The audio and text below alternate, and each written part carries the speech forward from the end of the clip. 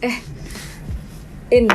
ternyata ya di sosmed kita itu banyak banget loh pertanyaan-pertanyaan, komentar-komentar dari teman-teman yang pengen tahu lebih jauh. Komen-komen di sosial media ya? Iya, di sosial media.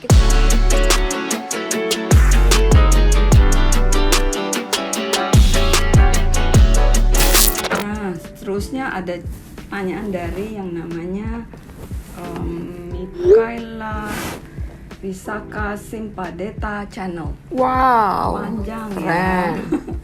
Oke, dia emosi nih pertanyaan kayaknya. Tapi pertanyaannya sangat bagus. Dia sangat relevan. Terpercaya apanya Mbak gitu. Pinjol legal udah sama seperti ilegal. Faktanya udah banyak yang jadi korbannya. Oke, nah memang itu adalah PR yang sangat-sangat sulit dan besar untuk pihak OJK dan API ya. Peraturan nggak kurang-kurangnya ya, peraturannya tuh ada dan lengkap ya, tetapi yang kita harapkan adalah pengawasan yang terus-menerus, berkala dan konsisten. Sebelum pengawasan, sosialisasinya juga. Oh iya, sosialisasi dong. Baik kepada karyawan pinjol maupun kepada masyarakat, ya kan? Balik lagi nih ke peraturan ya. Yeah. Nah, yang penting adalah di mana-mana kalau ada peraturan harus selalu ada pengawasan atau monitoring terus-menerus. Dan ada juga tindak lanjutnya kalau misalnya peraturan tersebut tidak dilakukan. Dilanggar ya? Atau dilanggar. Oke. Ya, jadi bisa tidak dilakukan atau dilanggar gitu. Jadi ada jelas dan transparan. Hasilnya apa? Tindak lanjut seperti sanksi atau dicabut atau sebagainya. Nah, semuanya itu sebenarnya ada yang sudah dilakukan oleh OJK dan API dan selalu ada edukasi.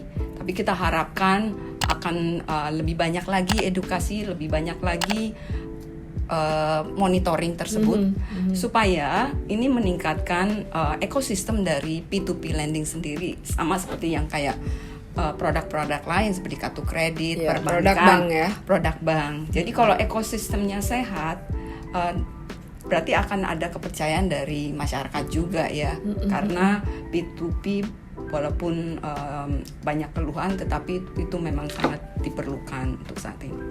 Ini ada lagi nih pertanyaan dari Mbak Elis Yunia Kanida. Nanya dong, sudah dilaporkan. Jadi kalau dia ada masalah dan sebagainya terhadap pinjol, sudah dilaporkan, tapi cuma sebatas laporan aja. Tidak ada tindakan, bahkan pinjol legal, tapi malah tutup mata dengan peraturan OJK dan menyalahi nasabah yang galbay.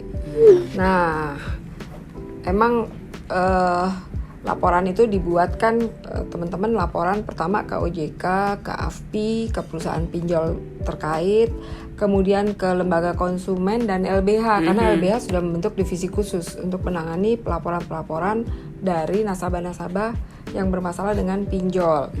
Nah, jujur sih laporan tersebut nggak menjamin bahwa masalah teman-teman pasti diselesaikan.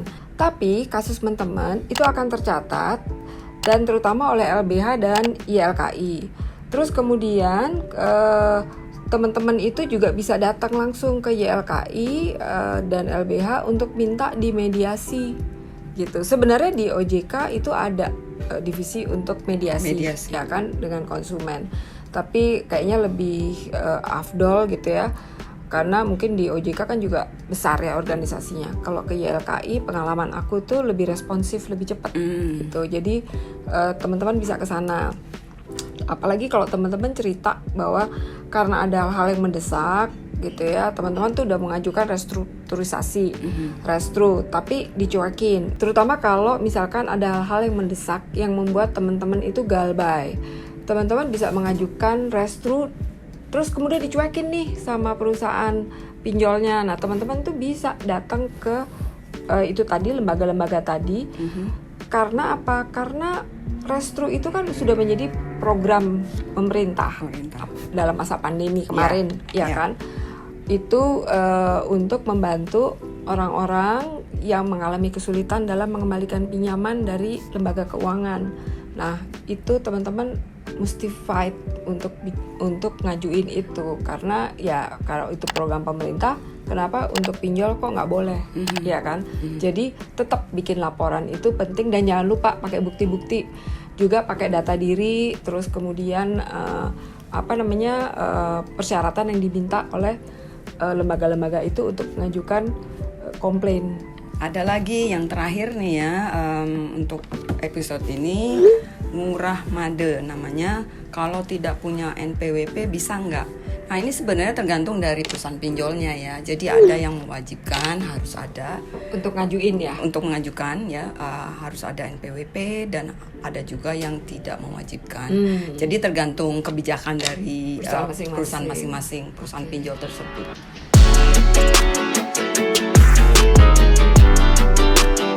Itu sih semua yang tadi yang udah masuk ke kita, ke sosmed kita, dan kita mau bahas hari ini. Teman-teman terus kirim pertanyaan atau komentar, nanti kita bahas sama-sama supaya teman-teman lain juga bisa tahu. Oke, sampai di sini dulu.